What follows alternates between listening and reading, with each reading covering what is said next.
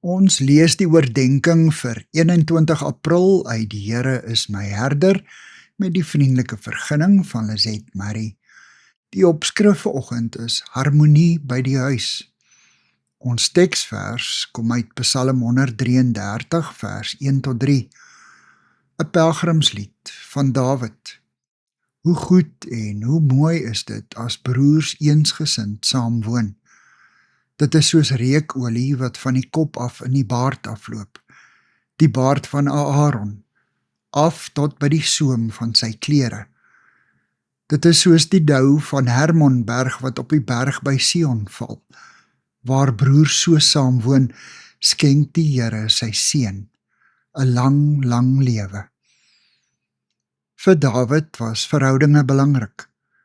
Hy moes lang tye die kameraadskap van sy broers ontbeer. Daardie geselse rondom die etenstafel, die regmaak vir oorlogvoering teen die Filistyne, die laataand geselse oor die toekoms. Hy het daarna gesmag om deel van die intieme gesinssirkel te kon wees. Hy was egter eenkant en dikwels uitgesluit van familiegebeure. Dawid pas skape op.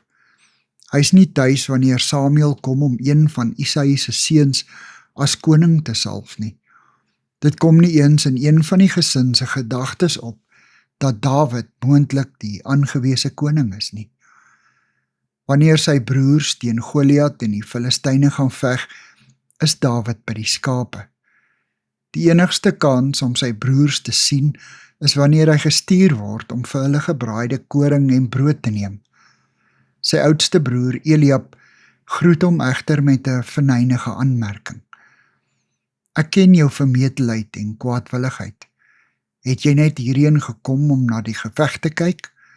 Aldus 1 Samuel 17 vers 28. Dawid wou graag deel van hulle gesin se hart wees. Hy wou liefgehê en aanvaar word. God beloof sy seën wanneer broers eensgesind saamwoon. Vir Dawid lê God se beloofde seën in die harmonie en liefde en verbondenheid aan mekaar. Here, ons is u huisgesin. Gee ons asseblief u liefde.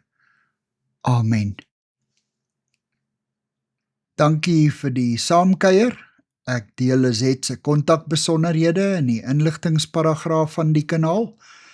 Daar is ook skakels na voorlesings van Lizet se ander publikasies wat hier beskikbaar is.